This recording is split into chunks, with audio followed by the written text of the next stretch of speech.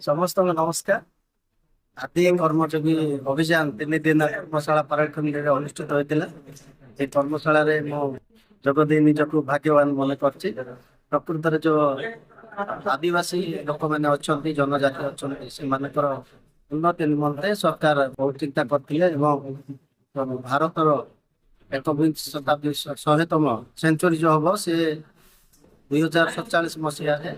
से दिन जो भारत नूतन भारत विकसित भारत स्वप्न प्रधानमंत्री देखते जनजाति लोक मानक विकसित भारत सामिल करने प्रधान स्रोत आने जो प्रयास जारी रही से प्रयास किपरि आम लैंड रे अर्थात से लोक मान निकट को पहुंचबू से सामग्रिक विकास करूँ से जो मूल्यबोध रही